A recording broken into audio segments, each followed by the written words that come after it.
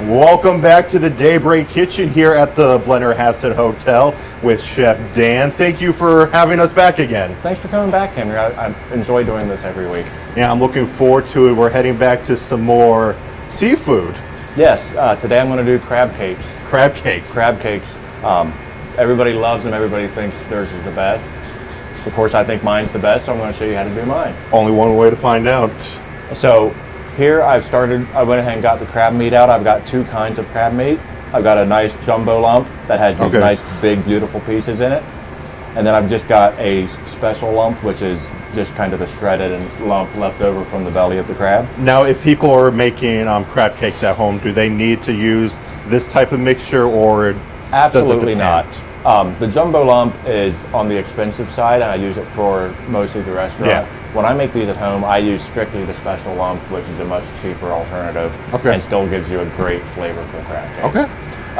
When you open up the crab meat, always check through it because it is machine picked. You do get some shell in there, especially in your special lump, and I've already dug through this morning to make sure we don't have any beef pieces in there, because biting into that will really ruin it. Yeah, you don't want to accidentally eat crab shell. But I'd be very careful not to break the lumps up too much. I'm just going to hit all of that with a little salt and pepper. And I'll step away from that for a second. Here I've got about 1 cup of mayonnaise to make my binder. And this is very little binder compared to crab meat, so you have all that nice big lump. So 2 cups of mayonnaise, about 2 tablespoons of lemon juice.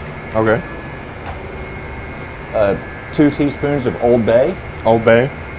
Gotta have that on crab. Yes. And about 3 tablespoons of Dijon mustard. Dijon mustard. If you don't have Dijon, I have cheated at home and just used your yellow mustard. But the Dijon is going to give it a little bit more of a horseradishy bite. A little bit of that kick. Yes. And then everyone always asks, is your crab cake a lot of breadcrumbs? This is about 3 ounces of breadcrumbs for 2 pounds of crab meat. Okay, so you can use breadcrumbs. Can you also use something like panko? Well, this is the panko. That's panko? Yeah. Okay. If I say breadcrumbs, I always mistakenly assume panko, but I've used cracker meal. I've taken Ritz crackers and crushed those up. Any kind of even stale bread. Really? You can stick it in your food processor, grind it up, make your own homemade Good ways to get rid of old bread. So I'll dump that in there. And finally, 2 whole eggs.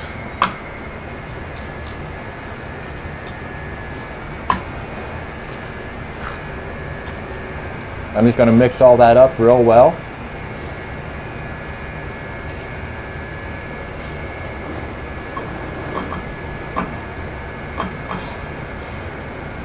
And the mistake my first chef taught me, she'd yell at me every time I made them.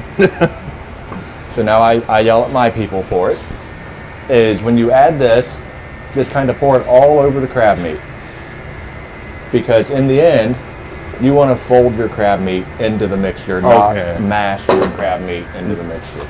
So I'm just going to be very gentle and fold these up.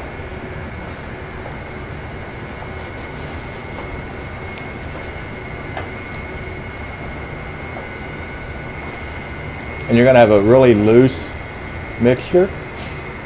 And when you bake it, that egg and mayonnaise is going to bind together and make it tight, hold it together. I've got a little bit of parsley here. You can use dried. I've got fresh on hand, so I've got just a good bit of parsley there to give it a nice green color.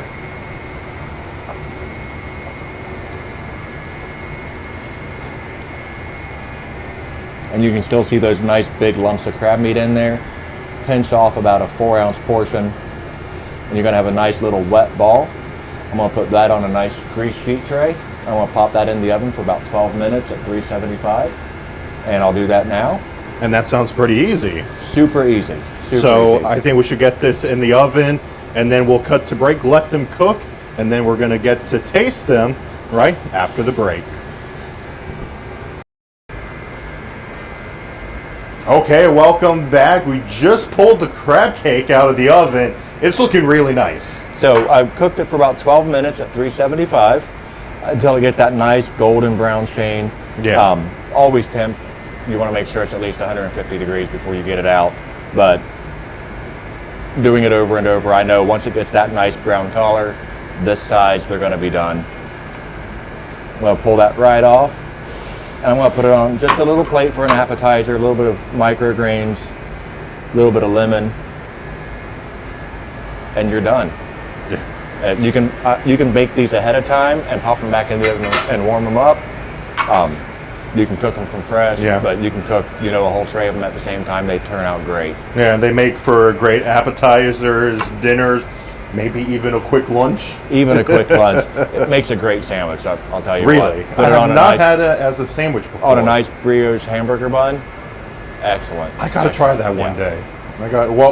Now we got to know how it tastes. Thank you so much. Oh boy, I love crab cake.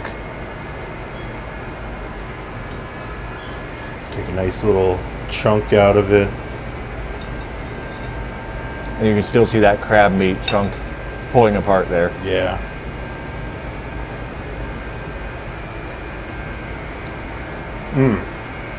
That's really fresh crab right there. That's really good. Batch this size, you get about 20 crab cakes of that 20. size. So you could absolutely do it. Cut it in half, use 1 can of crab meat, And then maybe save some for later. and have some for later. Well, thank you so much, Chef Dan. It was absolutely wonderful to get to taste some of your crab cake. And hopefully, looking forward to some more great recipes. Absolutely. I look forward to doing it again next week. Thank you for having us. And we're going to have, remember, you can check some older recipes over on our website, WTAP.com. And you can also check out this wonderful crab cake recipe as well. But we're going to have more on Daybreak right after the break.